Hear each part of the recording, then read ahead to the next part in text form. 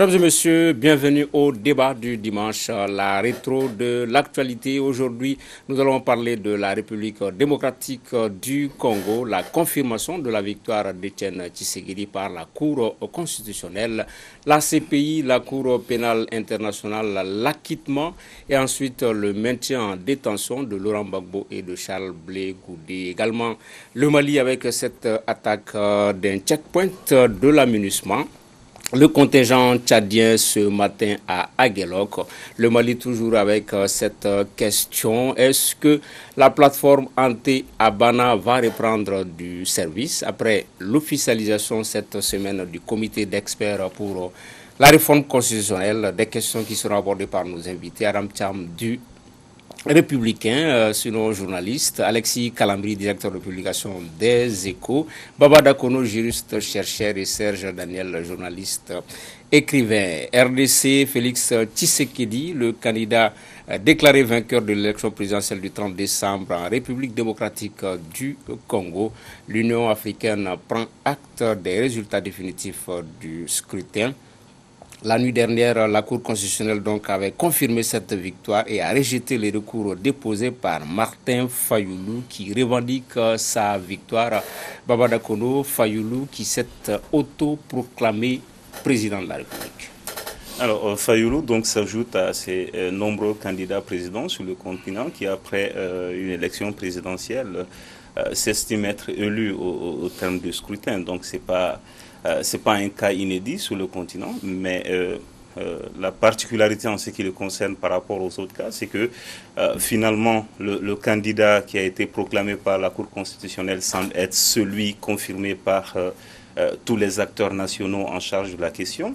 Et même si les acteurs internationaux estiment que les résultats sont en déphasage avec ce que d'autres observateurs nationaux avaient constaté, ils ne donnent pas forcément Fayoulou vainqueur de cette élection. Donc ça va être compliqué pour lui, surtout que même si aujourd'hui l'Union africaine n'a pas reconnu l'élection de Tshisekedi, il y a l'organisation régionale, la SADC, qui elle a déjà adressé ses félicitations au président élu suivant la Cour constitutionnelle de ce pays. Oui, Alexis Calabri, ça devient finalement un classique. Avant Fayoulou, on avait vu Jean Ping, et puis même le Mali aussi. Oui, c'est malheureusement un classique parce que oui, on a encore des difficultés à avoir un mécanisme consensuel de décompte.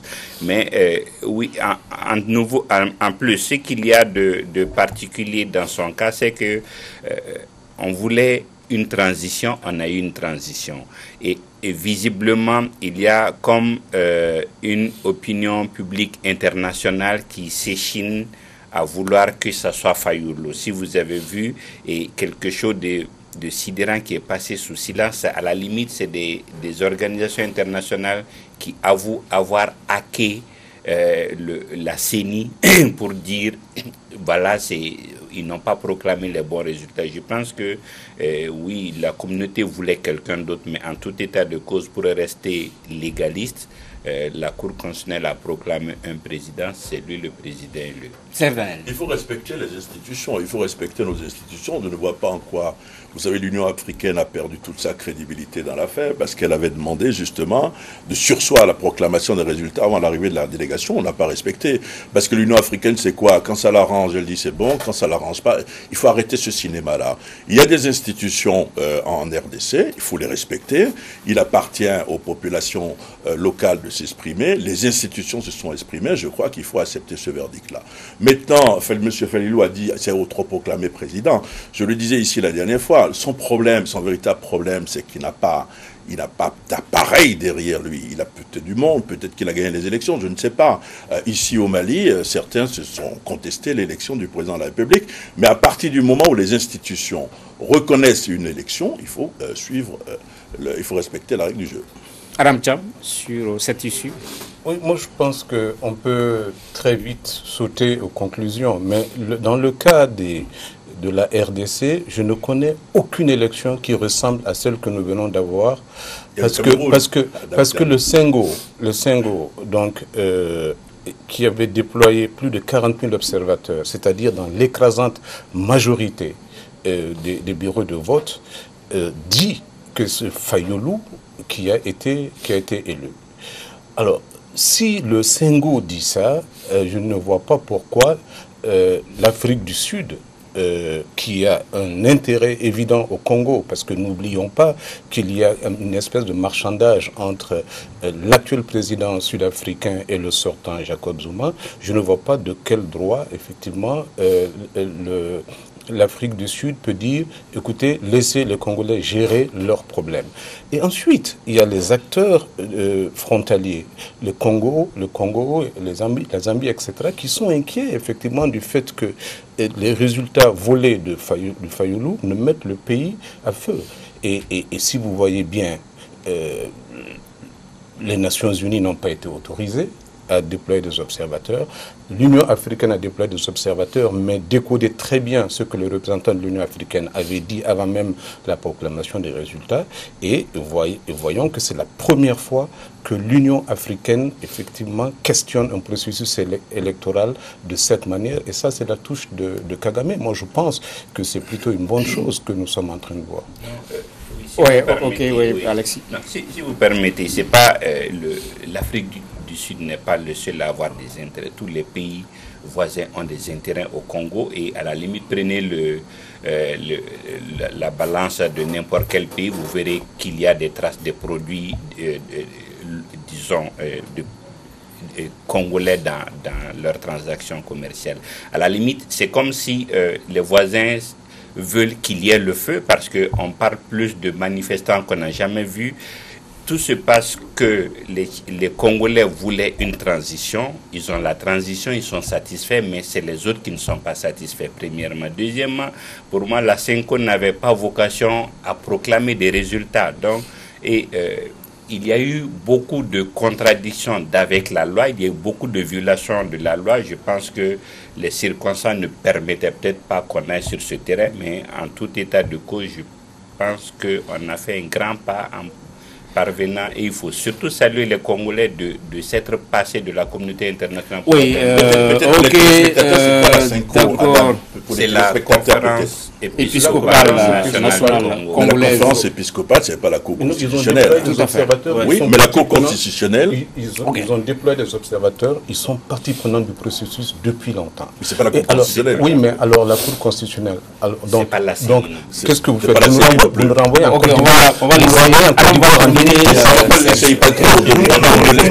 Côte d'Ivoire en 2010. Parce que là, la certification des élections. La dame. Ah oui, mais la raison pour laquelle il n'y a pas eu de certification des résultats, c'est que Kabila ne voulait pas du tout que les Nations Unies qui sont mais pourquoi voulez-vous que les Nations Unies organisent les élections en RDC? Ce qu'on va faire maintenant, on va laisser rapidement, calmement, Adam Thiam va terminer sa pensée. Et puis, voilà, ensuite vous allez avoir la parole. Il est agité. Allez-y, terminez, Adam Thiam. Non, mais franchement, ce qui est important, c'est le vote, que le vote de la majorité ne soit pas détourné. Le Senghor est un observateur, il a déployé 40 000 observateurs. Ces résultats, il l'a dit bien avant la déclaration, l'annonce officielle du truc, il a dit attention, il faut que les résultats des urnes soient respectés. Et franchement, si on pense que, oui, si Fayulu gagne, si c'est Fayulu qui a gagné dans les urnes, pensez qu'effectivement, essayer de rétablir cette vérité-là met le feu au Congo. Moi, ce que j'ai dit, ce qui va mettre le feu au Congo, c'est que, effectivement, le vote de la majorité soit détourné. Ok, maintenant, Serge Daniel. Non, je vais me calmer, je vais passer la parole. Ah, d'accord, d'accord. Ok, non, c'est très intéressant le débat à ce niveau. Adam a parlé d'enjeux géostratégiques de pays qui ont des intérêts dans le Congo. C'est pas nouveau. L'avènement même de Kabila, père puis fils, c'est lié aux enjeux géostratégiques au Congo. C'est que la politique au Congo, les crises au Congo ont été toujours bâties ou ont prospéré sur les enjeux géostratégiques. Maintenant, on a l'émergence à l'interne d'acteurs qui affirment que c'est Tshisekedi qui a gagné les élections. Ça a été confirmé par la Cour constitutionnelle.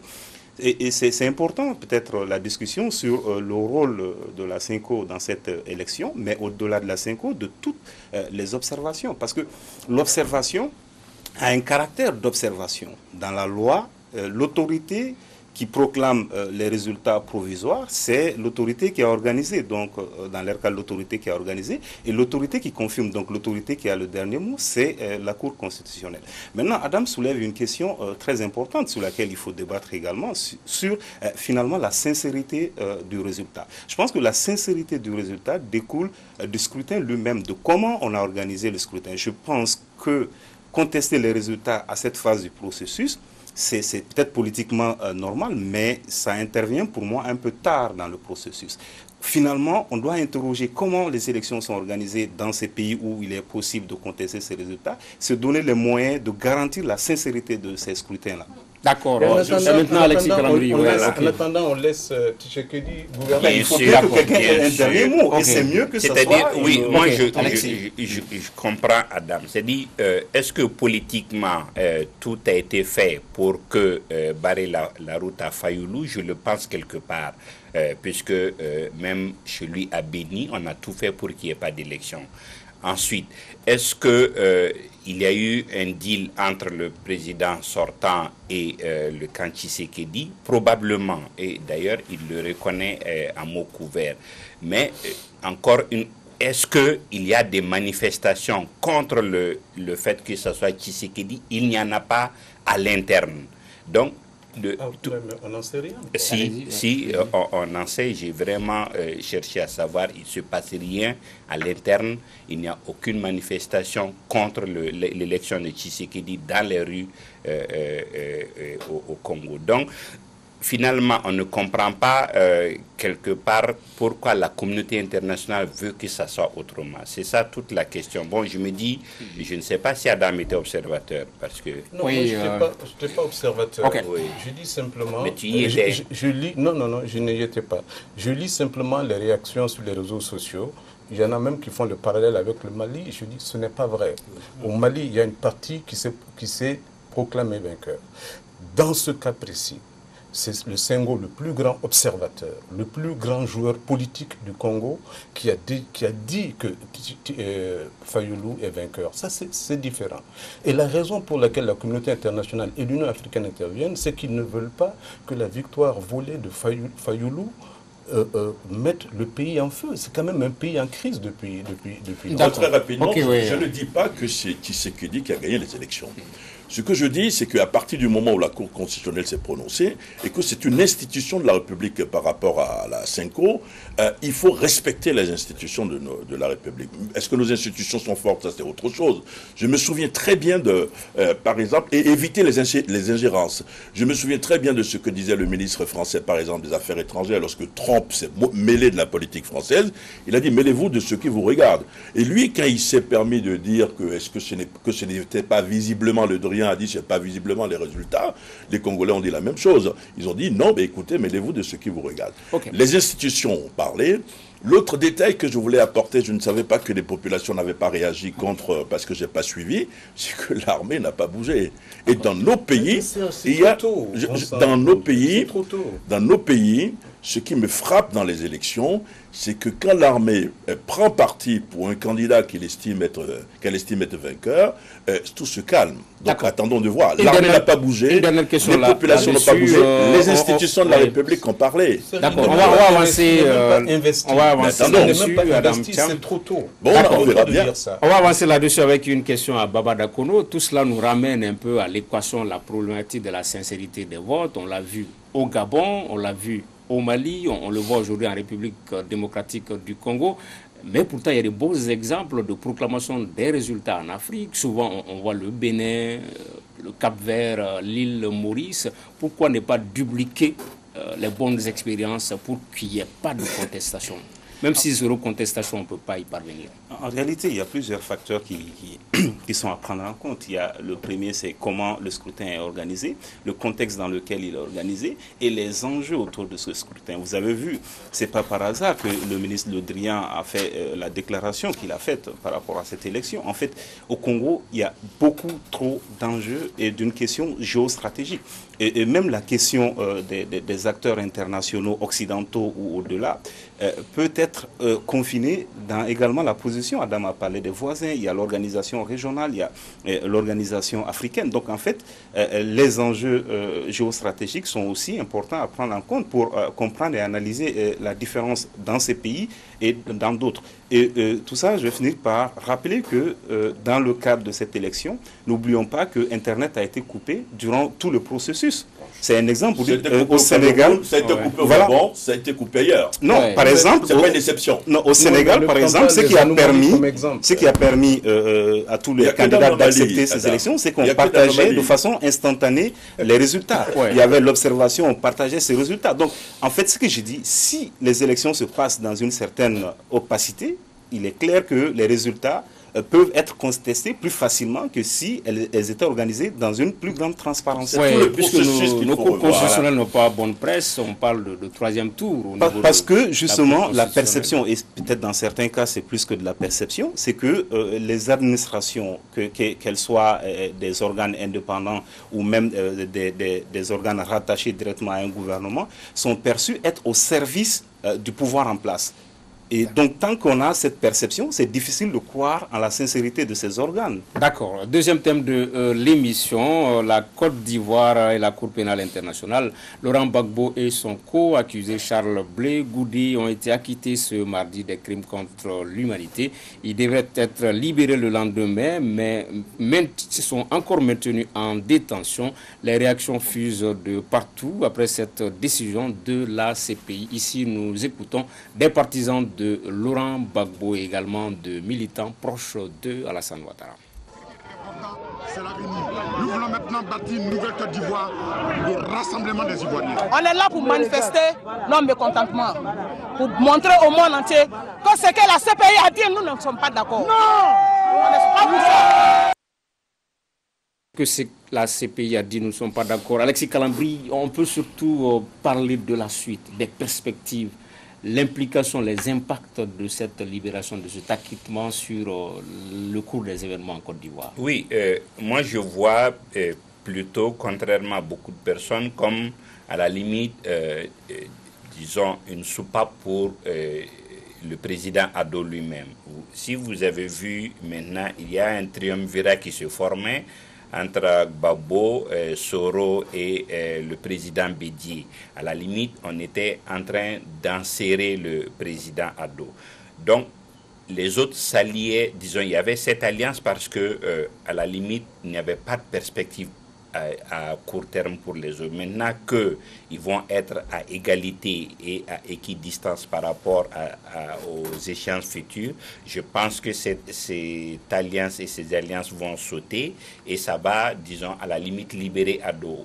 Oui, ça pose tout le problème et toute la perception qu'on a de la CPI et de ses manières de faire, mais au plan de la politique intérieure ivoirienne, je pense que ça peut amener une décrispation pour le président. Les réactions, elles sont différentes, Baba Dakono. Certains pensent que ça va amener la réconciliation, la paix. D'autres pensent le contraire. Vous, quel est votre point de vue? Les deux scénarios sont possibles dans la mesure où on a vu tout à l'heure, autant il y avait des personnes qui se réjouissaient de cette décision rendue par la Cour pénale en première instance, autant on avait des personnes qui estimaient que non, le prévenu était coupable et devrait être maintenu en détention. Donc cela démontre que en Côte d'Ivoire aujourd'hui, il est possible d'avoir ces deux tendances. Et quand ces deux tendances, c'est qu'il y a des facteurs peut-être de crise ou des facteurs aggravants de situations conflictuelles, ça pourrait toujours l'amener. Mais je ne suis pas sûr que dans les conditions actuelles, même si en février, on parvient à obtenir une libération sous condition du président Gbagbo, ce serait la condition qu'il ne puisse pas retourner, en tout cas pas tout de suite en Côte d'Ivoire. Donc je pense que la décision n'aura d'impact véritable qu'en raison des dispositions qui seront prises pour essayer d'identifier toutes les menaces qui sont liées et comment les contenir pour qu'elles n'aggravent pas la situation ou, comme Alexis le dit de façon optimiste, qu'elles puissent être plutôt favorables au contexte de réconciliation dans ce pays. Serge Daniel. L'idée, c'est qu'il y a quand même eu 3000 morts lors des manifestations, lors de la crise. Il y a eu des femmes violées et des hommes arrêtés injustement. Ce que la Cour n'a pas pu apporter, c'est la preuve qu'il y avait crime contre l'humanité orchestré par M. Laurent Gbagbo. Gbagbo. Maintenant, en termes de perspective, moi, je vais être plus prudent qu'Alexis pour dire que je ne sais pas comment ça va se passer. Vous avez entendu le ministre de la Défense de Côte d'Ivoire parler aujourd'hui, je crois, ou hier, lors d'un meeting, en disant ceux qui rêvent à 2020, ce sont des rêveurs, c'est plié, nous allons gagner, nous allons... Alors, je ne sais pas ce qu'il y avait derrière. Est-ce que maintenant, M. Ouattara va être candidat officiellement en 2020, alors que visiblement, il voulait faire jusque-là, d'après ce que je constatais, une passe millimétrée à son Premier ministre? Je ne sais pas ce qui va se passer. Je suis plutôt prudent en disant que tout est possible. Là où je suis d'accord avec vous, c'est que je ne vois pas du tout M. Laurent Gbagbo revenir tout de suite, c'est-à-dire après le 2, s'il est libéré dans le jeu politique ivoirien. Ça va être beaucoup plus compliqué. Il est quand même sous le coup d'une condamnation dans son pays pour 20 ans de prison. Ça va être beaucoup plus compliqué, mais je ne vois pas clairement se dessiner ce qui va se passer. Oui, s'il revenait dans le jeu, Adam Thiam, Gbagbo, à défaut d'être roi, il peut être faiseur de roi. Non. Bon, pour revenir dans le jeu, il faut d'abord quitter la case prison. Okay. Et là, on ne sait pas ce qui va se passer. Il est acquitté des crimes contre l'humanité, c'est déjà bien. Ça ne veut pas dire d'ailleurs que oui, il n'a rien à se reprocher. On le jugeait non pas pour sa responsabilité dans cette affaire, mais pour sa culpabilité. Il est peut-être possible que les dossiers montés n'étaient pas les bons. Ça, c'est fort possible. Maintenant, est-ce qu'il est un danger en retournant en Côte d'Ivoire? Je ne sais pas. Il faut voir les conditions dans lesquelles il a été élu. Il a été élu dans des conditions très troubles. Personne ne peut dire, oui, Gbagbo a fait tel score. Et ensuite, il est resté plusieurs années sans élection. Et enfin, l'élection à laquelle il s'est présenté, il a été battu. Donc, je ne sais pas si... Et depuis d'ailleurs qu'il est parti, son parti s'est affaibli. Donc, je ne sais pas si Gbagbo, honnêtement, est un gros enjeu pour un parti au pouvoir, parce que il ne vient pas au pouvoir, il vient en tant que citoyen de la Côte d'Ivoire pour essayer de reconquérir. Ça va, à mon avis, ce ne serait pas facile. Okay, Alexis. Il y a énormément de frustration contenue par une large frange de la population ivoirienne. Il y a une vraie ferveur qui se lie au nom et à la personnalité même de Gbagbo, du fait que pour beaucoup d'Ivoiriens, il y a, disons, une sorte de prééminence un peu djoula sur le pays, et beaucoup ne voient que Gbagbo pour casser ça. Quand vous voyez, j'ai vu la libération avant Gbagbo du Congolais Bemba, mais je pense que ça a été fêté plus, disons, en Côte d'Ivoire qu'au Congo, parce que c'était pour eux déjà le signe. Et non, je pense que déjà le fait qu'il soit permis à Gbagbo de s'installer en Côte d'Ivoire ou pas, mais dès lors qu'il va recouvrer la capacité de parole, il serait un acteur important et incontournable. Si vous permettez, juste pour réagir sur cet aspect. En fait, le FPI est un parti minoritaire. C'est quand Gbagbo est venu au pouvoir, effectivement, qu'avec les leviers du pouvoir, il est devenu important. Aujourd'hui, c'est un parti divisé. Et ensuite, ce que vous dites est peut-être vrai, mais est-ce que ça veut dire que les djoula vont voter pour Gbagbo s'il est candidat? L'arithmétique électorale est telle que sans le vote djoula et le vote PDCI, donc Baoulé, on ne peut pas être élu en Côte d'Ivoire. Mais là, on est dans la politique fiction et ça nous amène trop loin. Il faut d'abord attendre que Gbagbo puisse revenir en Côte d'Ivoire et qu'il puisse revenir libre en Côte d'Ivoire. D'accord. Baba Dakono, Alexis parlait de perception. Est-ce que cet acquittement, s'il est confirmé, va permettre aux Africains de réorienter leur regard sur la Cour pénale internationale? On parlait de caisse de résonance. Ou est-ce qu'au contraire, ça va rendre négative toutes les pensées qu'on a envers la CPI? Il y a quand même eu 3000 morts, que le procureur ne parvienne pas à établir ces morts. C'est quand même dommage. En termes de perception, est-ce que ce procès va changer d'appréhension pour les Africains par rapport à la CPI? À l'évidence, oui, parce que ce n'est pas que ce procès. On va revenir de façon spécifique sur ce procès, mais ça fait suite à 2 autres cas. On pense à Bemba, on pense à Kenyatta qui a eu lieu un peu plus tôt. Donc en fait, quand on prend ce procès de façon spécifique, il a duré parce qu'il y avait beaucoup de procédures et c'est le cas très souvent au niveau de la Cour pénale internationale. Mais c'est parce que entre, par exemple, 2011 et 2014, on a dû demander à Madame le procureur de ramener d'autres preuves. On a demandé à Madame le procureur d'amener un dossier plus solide. Ça veut dire que dès le départ, avant l'audience de confirmation de charge, il a été très difficile pour Madame le procureur de confirmer véritablement qu'il y avait un lien entre Gbagbo et les faits qui lui étaient reprochés.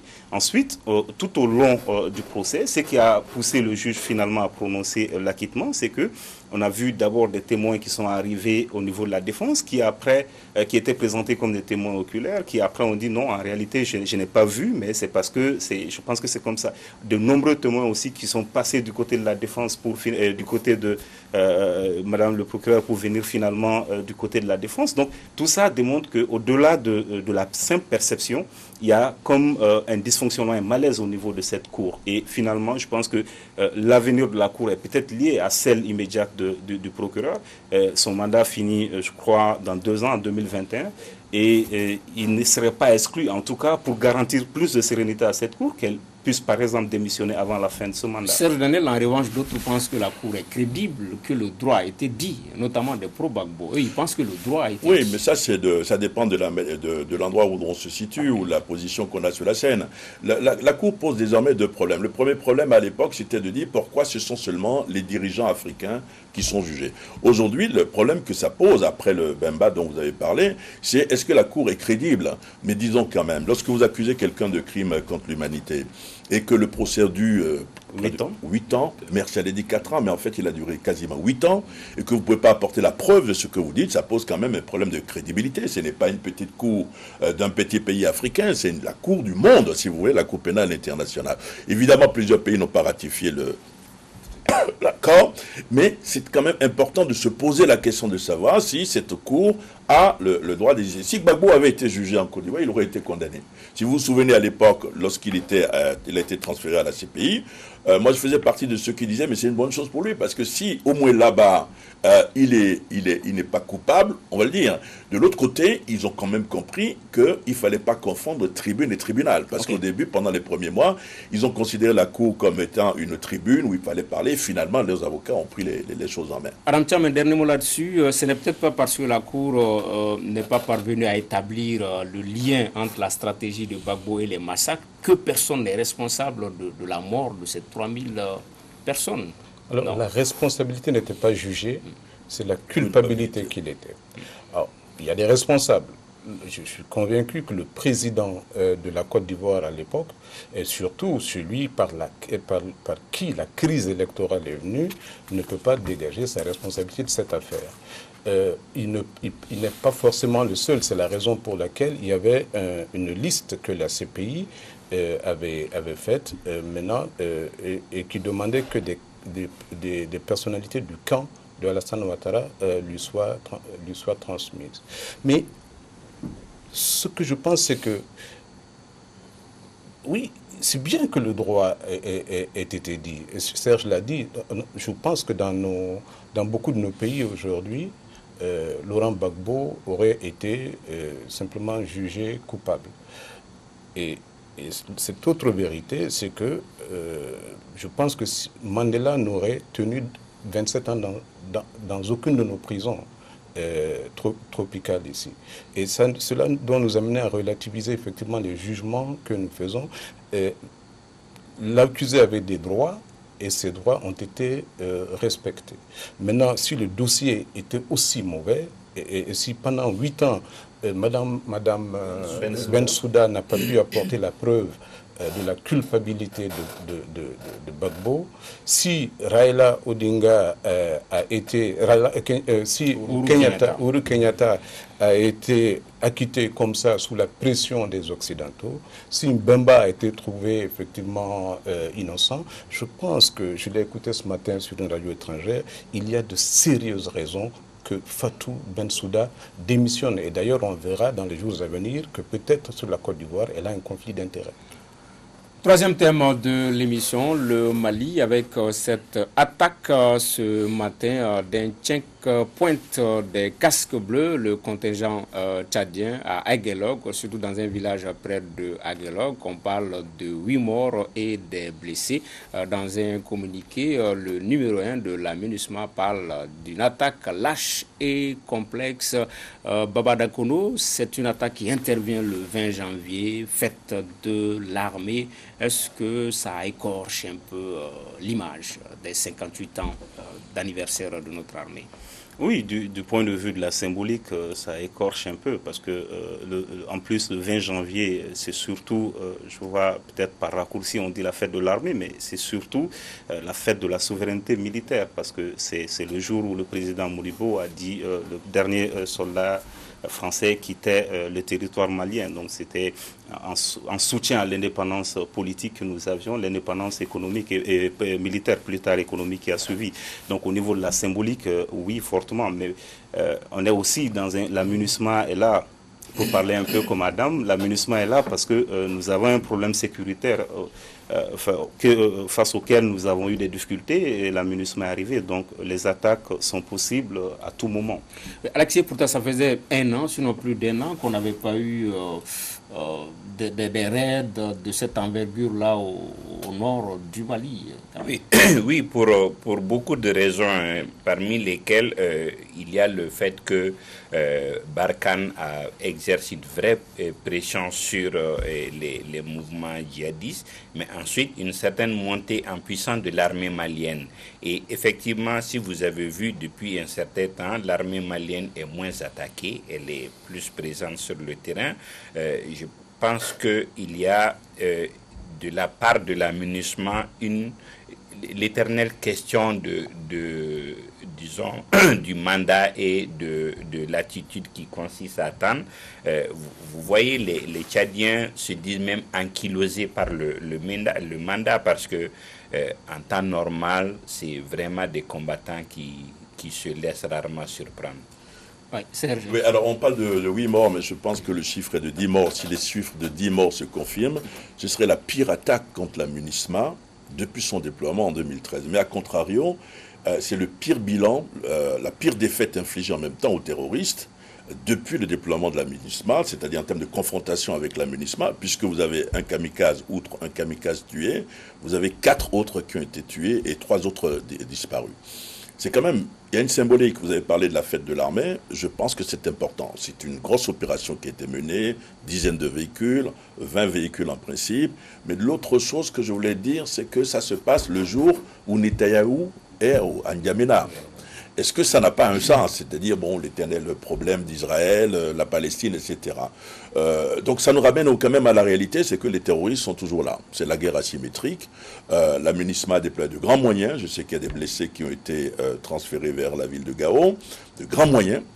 Ça veut dire que le terrorisme, quand même, est toujours sur le terrain. Le terrorisme est toujours là, Adam Thiam? Oui, j'avais pensé effectivement, puisque le Nord était calme ces mois-ci, que ça s'était plutôt délocalisé seulement vers le centre. Mais aujourd'hui, on a la preuve effectivement qu'ils sont présents dans la région de Kidal. Et que ça se passe le 20 janvier, c'est vrai, c'est l'anniversaire de la fête de l'armée, mais c'était aussi un autre anniversaire, c'est le lendemain effectivement de la première attaque de Aguelog en 2011, puis le surlendemain d'une attaque qui a pratiquement détruit le camp de Aguelog où le lieutenant Traoré est mort. Mais en fait, ça fait quoi? Ça veut dire que c'est l'armée tchadienne qui, de tous les contingents onusiens au Mali, qui paie encore le plus lourd tribut. N'oublions pas qu'ils avaient déjà perdu dans la bataille contre Abou Zeid 32 personnes, puis il y a eu 2 autres attaques dans lesquelles ils ont perdu, et aujourd'hui, donc ça fait en tout peut-être à peu près une 60aine d'éléments que les Tchadiens ont perdu. C'est vraiment, en tant que Malien, moi je suis très, très peiné, très triste de dire ça, parce qu'ils sont venus mourir pour nous. Et la question que je me pose, encore une fois, et on va soulever le bilan Enfin, on va poser la question du mandat de l'aménagement, mais est-ce que l'aménagement ne les autorise pas à se défendre lorsqu'ils étaient attaqués comme aujourd'hui? Oui, Serge Dandel, on est dans des contextes, hein, tout cela intervient, on l'a dit, dans le contexte de la fête de l'armée. Il y a également cet autre contexte à New York où le Conseil de sécurité a quasiment exhibé un carton jaune au processus de paix. Moi, semble ralenti. Moi, je suis très inquiet, parce que si vous avez suivi ce qui s'est passé à New York, ça nous ramène à cela, justement. Et cet événement d'Aguelok peut jouer là-dessus. Il n'est pas exclu que la MINUSMA décide de réduire la voilure, en disant, bon, écoutez, le processus n'avance pas, nous allons réduire la voilure, ça va devenir une mission politique et moins militaire, donc il y aura moins de soldats sur le terrain. C'est ce que veulent les États-Unis d'Amérique. Et ça nous ramène en même temps à notre réalité locale, c'est-à-dire à la gouvernance. Le Premier ministre a des patates chaudes. Je pense que dans 4 mois, on fera le point de ce qu'il va faire, de ce qu'il va devenir probablement, parce qu'il a réussi les élections, c'est une respiration. Il y a une deuxième respiration, c'est la respiration sécuritaire. Il faut qu'il réussisse parce qu'il sera jugé, de mon point de vue, son gouvernement sera jugé là-dessus. Oui, contexte, recrudescence dans le nord, le centre, ça va pas. Adam Cham, en termes de perspective, comment est-ce qu'on peut envisager tout cela avec un processus de paix également qui semble au ralenti, des réformes institutionnelles, on va en parler, dont on n'est pas sûr qu'elles vont se tenir dans cette configuration-là. En termes de perspective, qu'est-ce qu'il faut envisager finalement? Alors non, mais prenons les problèmes un par un. Au centre, oui, ce que nous avons aujourd'hui, à mon avis, il y a des conflits intercommunautaires qui me paraissent plus importants aujourd'hui, effectivement, que les attaques djihadistes. N'oublions pas que nous sommes aussi avec des partenaires. Tout ce mois de janvier, des mois de décembre passé, il y a eu des attaques contre les unités djihadistes, et ce sont des attaques qui ont fortement entamé le potentiel offensif des djihadistes. Puis tu as le nord où on avait pensé effectivement que le front s'était calmé, et on a eu cette attaque de Aguelok qui nous réveille brutalement. Mais c'est vrai qu'ailleurs dans le sud et dans d'autres domaines, il y a beaucoup de petits problèmes qui font que effectivement j'ai peur de une expression que Serge va sans doute m'envier, de cette ubérisation de l'insécurité que le Premier ministre, effectivement, doit, coûte que coûte, juguler s'il veut compter demain. Le Premier ministre joue sa survie politique sur cette question-là, oui, de mon point de vue. La question des réformes qui va s'y ajouter. Non, pour revenir à la question de l'aménagement, est-ce que l'aménagement ne peut pas faire plus que ce qu'elle est en train de faire depuis 3 ans? Et ça, on le sait. Et encore une fois, on revient à la question que l'on posait et à la demande des États africains depuis 2013, et ce qui a favorisé et qui a abouti à la création de la force conjointe du G5 Sahel.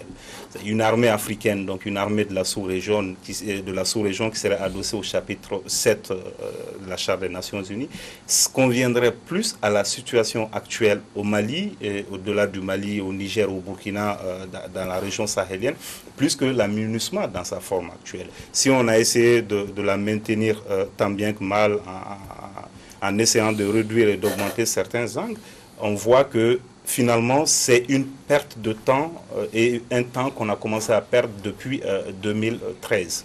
D'accord. Parlant de réforme institutionnelle, on l'a appris cette semaine, l'officialisation du comité d'experts pour les réformes institutionnelles, justement, et au même moment ce communiqué du FS2 qui parle que l'initiative est du ressort du président de la République et que le comité ne doit pas être logé au niveau de la primature, entre autres, en substance.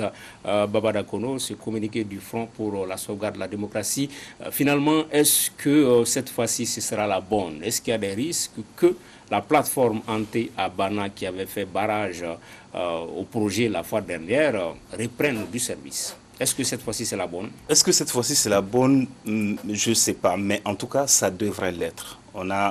Ça fait des années qu'on essaie de faire des équations autour de cette constitution, et chaque fois qu'on essaie de faire pas même un consensus ou pas un compromis, une compromission autour de la constitution, en fait on crée un précédent qui est encore plus dangereux que la révision de la constitution elle-même.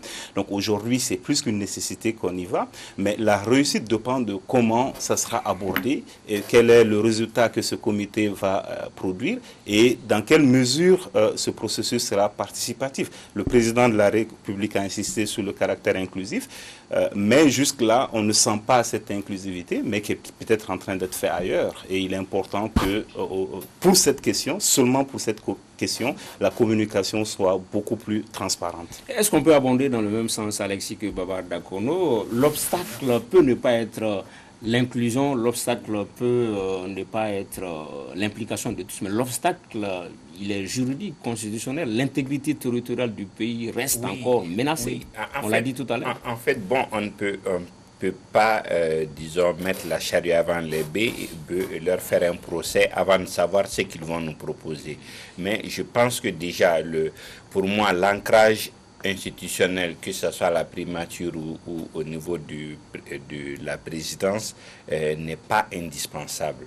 C'est vraiment le travail fini qui compte. Je suis surpris que Baba ne soit pas dans la commission, mais franchement, je connais les juristes qui sont là, c'est des hommes de valeur, c'est des gens qui ont de grandes expériences en la matière, et si au moins cette fois-ci on extirpe tout ce qui est politique, tout ce qui est, disons, valeur personnelle ou considération personnelle et qu'on écrive une constitution vraiment au regard de nos problèmes et de nos ambitions, je pense que ça ne posera pas de problème. On n'aura pas cassé le 10 cette fois-ci, c'est nous-mêmes. Moi, je suis plutôt surpris qu'Adam Thiam ne soit pas dans la commission. Moi aussi. Moi, je suis plutôt légèrement inquiet pour le moment. C'est-à-dire que si vous faites attention, il y a une commission qui est créée, une partie de l'opposition a sorti un communiqué pour dire ce n'est pas la démarche à suivre. Cela veut dire qu'ils ne sont pas disposés, par exemple, à rencontrer les membres de la commission. Mais il y a autre chose qui se passe sur la scène politique. Vous avez un nouveau front qui tente une réconciliation. Le président de la majorité, M. Boukari Tereta, M. Soumaïla Cissé, le chef de l'opposition parlementaire, qui se sont rencontrés, qui ont dit nous allons associer tout le monde pour aplanir le jeu. Or, les deux ont un ennemi intime commun, c'est le Premier ministre malien. Ce qui fait qu'il faut faire attention. Il ne faut pas que demain, cette commission qui est créée demande à rencontrer la majorité, que la majorité dise non, nous aussi nous sommes en train de faire une tentative de réconciliation de la classe politique. Ou que cette commission demande à rencontrer l'opposition et que M. Soumaïla Cissé dit non, nous avons fait un communiqué, nous ne vous reconnaissons pas parce que ça n'a pas été fait de manière démocratique, ce n'est pas inclusif. Donc c'est cela. Encore une fois, Sainte-Beuve disait que l'originalité n'est pas dans la matière, mais dans la manière. Il faut avoir la manière. Tout ça, c'était pour m'impressionner. Non, mais c'est la quatrième tentative de révision constitutionnelle que nous avons, et toujours avec la même méthode, un comité d'experts composé de juristes. L'interprétation de la Constitution est une question de droit. La conception d'une constitution n'est pas une question de droit. Il faut rassembler. Mais peut-être en 2011, c'était pas que des juristes, il y avait des sociologues, des économistes. Bon, on pourra revenir sur la méthode après. Oui, d'accord, mais on peut même avoir effectivement le citoyen lambda. Oui. Parce que ce que nous avons en 27 ans de démocratie, c'est une exclusion inadmissible de la majorité et de la langue et du langage. Parler de constitution à un vendeur malien, c'est rien. Or, nous avons la possibilité effectivement de mettre ce processus-là au-dessus de la mêlée. Nous avons la possibilité et le devoir de faire en sorte qu'il échappe aux marigots politiciens, parce que le pays a réellement besoin de révision constitutionnelle. Il a besoin de révision constitutionnelle, et même peut-être même pour changer son régime politique.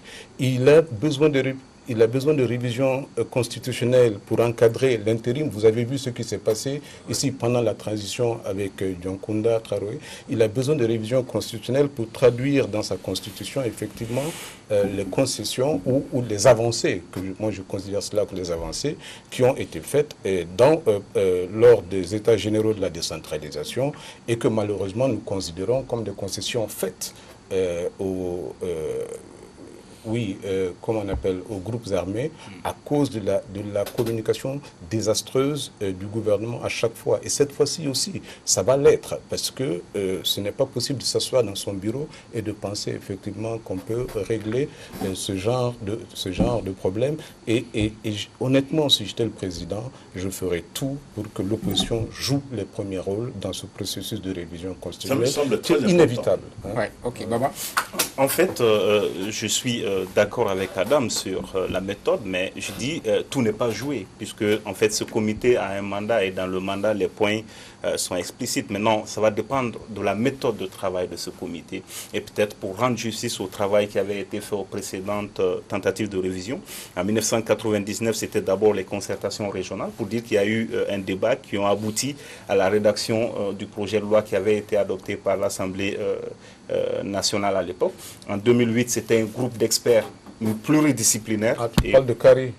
C'était pas d'abord le CARI, c'était d'abord le groupe d'experts chargé de réfléchir sur la consolidation de la démocratie et l'état de droit qui a abouti, après ce rapport, à la création du comité qui était plutôt chargé de l'appui institutionnel, c'est-à-dire comment rédiger les textes, voilà, et tout ça. Donc, en fait, il y avait, dans les deux cas, il y avait une méthode. Et dans les deux cas, la différence cette fois-ci, c'est que c'était, même si c'était le ministre en 1999, mais il rendait compte au président. Et le CARI, ou avant le groupe d'experts, rendait compte au président. Cette fois-ci, on a la particularité que c'est le gouvernement. Mais je pense que c'est pas là le gros souci. Mais ça va dépendre surtout de la méthode de travail de ce comité. Mais vous savez, il y a même des gens dans cette commission qui avait pensé en 2010, quand on parlait du troisième mandat du président ATT, il y a des gens dans cette commission qui avaient fait des articles dans la presse pour dire que oui, il a la possibilité effectivement de se présenter. Je pense qu'il faut qu'on soit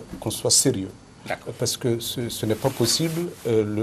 À mon avis, il y a trop de problèmes pour qu'on prenne ces questions-là légères. Très rapidement, en 2019, nous avons 4 à 5 élections. Rapidement,